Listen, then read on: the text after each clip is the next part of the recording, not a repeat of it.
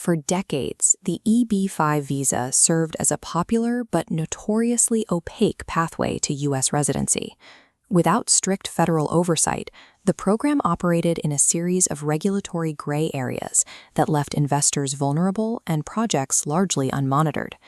The 2022 Reform and Integrity Act promised a cleaner system, but the actual enforcement mechanisms remained in development.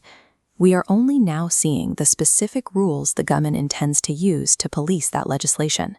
These newly leaked 2026 proposed regulations mark a definitive shift in policy. This document details the exact compliance standards the Department of Homeland Security plans to impose on every active project. This proposal establishes an oversight chain that tracks the movement of capital through every stage of the investment lifecycle. It demands exhaustive documentation for every dollar, from the initial deposit to the final green card approval. The era of exploiting loosely defined EB-5 loopholes is closing. The government is weaponizing these compliance requirements to force total transparency across the industry. These changes start with the investment holding period, historically the most manipulated component of the EB-5 process. In the past, developers could allow investor capital to sit in escrow or bank accounts. This enabled them to claim the money was committed without actually deploying it to fund construction or hire workers. The 2026 regulations address this with a strict 2-year sustainment period requirement. This flowchart illustrates the new timeline trigger. The 2-year clock begins only when capital moves into the job-creating entity. During this period, funds must remain at risk, actively spent on physical construction or operations, not just held in a bank account. The government is also narrowing the types of projects allowed. The troubled business investment corridor, once used to bail out failing companies, has been removed from the list of valid residency pathways. By removing passive capital parking and corporate bailouts, the government is mandating that every visa is backed by active economic participation. These regulations also redirect the flow of foreign capital geographically and industrially, beginning with a more rigid definition of infrastructure.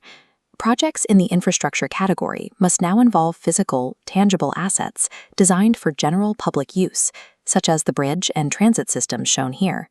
Furthermore, the entity creating the jobs must be under the direct administrative management of a federal, state, or local government body. The new rules establish a negative list of 16 critical infrastructure sectors. Foreign investment is now prohibited in projects involving national security, public health, or critical economic systems. Beyond these bans, the government is introducing the High Employment Area, or HUA. This category represents the exact opposite of the traditional Target Employment Area, which targets underdeveloped regions.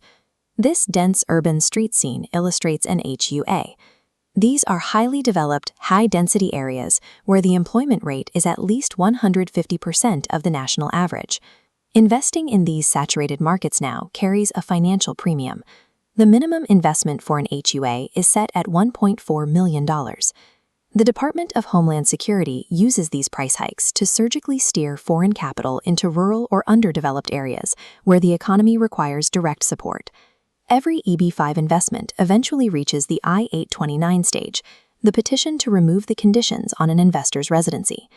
USCIS uses this final step to conduct a rigorous investigative compliance audit on the project's actual performance. Under the new rules, regional centers must submit a project amendment 90 days before any investor can file their individual I-829 petition. This amendment serves as a master exemplar for the entire project. It allows the government to verify the job creation metrics for the whole development at once, creating a template for all subsequent individual approvals. To confirm these metrics, USCIS uses physical site visits and big data audits, ensuring the staff and construction progress claimed actually exist on the ground. Developers now navigate a landscape of high financial minimums and complex bureaucratic reporting requirements. By front-loading the verification of job metrics and capital deployment, the government removes the ambiguity that often led to surprise denials at the finish line. This extreme sanitization of the market replaces developer promises with verifiable data, giving honest investors a more predictable path to permanent residency.